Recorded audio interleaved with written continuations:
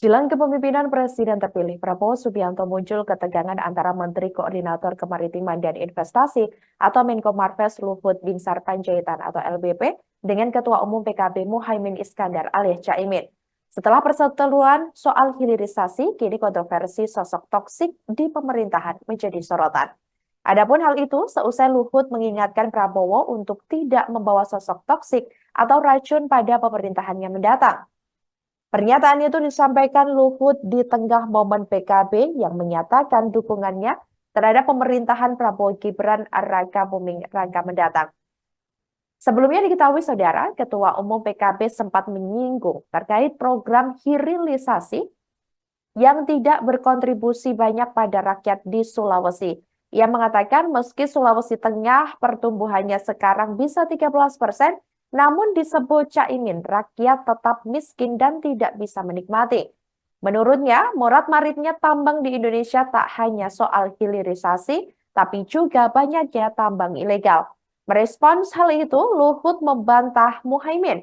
Ia mengatakan ingin mengajak Muhaimin melihat dampak ekonomi dari hilirisasi sumber daya alam atau SDA di Wedabai, Maluku Utara, dan Morowali, Sulawesi Tengah. Luhut bahkan menuding Caimin melakukan pembohongan publik, meskipun hasil investigasi pers hingga organisasi nirlaba mengupas kerusakan berat lingkungan akibat hilirisasi di Sulawesi. Saya pengen sebenarnya mengundang Muhaimin itu berkunjung kan udah ke Wedabai, ke Morowali untuk lihat sendiri, seeing is believing gitu. Daripada Anda berbohong kepada publik yang menurut satu karakter yang nggak bagus untuk mencapai sesuatu posisi. Anda membohongi publik dengan memberikan informasi seperti tadi.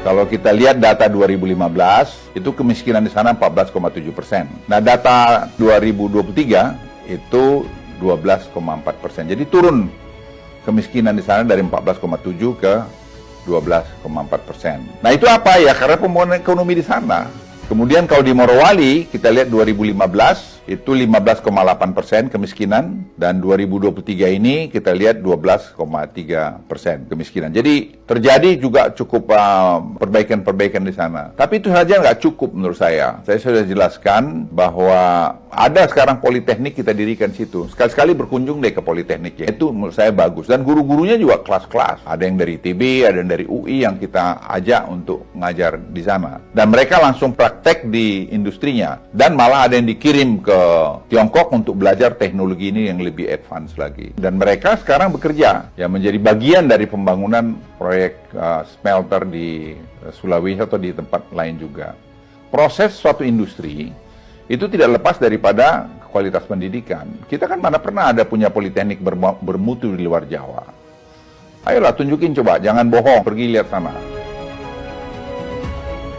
Jumlahnya itu berkisar antara 10-15% saja. Dan itu tidak bisa tidak kita lakukan, karena kita tidak punya memang kualitas manusia pada saat itu untuk melakukan pekerjaan-pekerjaan itu. Sekarang, secara bertahap itu berkurang, karena sudah banyak yang kita latih dan training. Ya itu satu proses yang harus dilaluin. Jangan kita juga munafik, jangan kita juga membohongi publik kita dengan menyebarkan berita-berita palsu. Apalagi Anda mau calon pemimpin. Download Tribun X sekarang. Menghadirkan lokal menjadi Indonesia.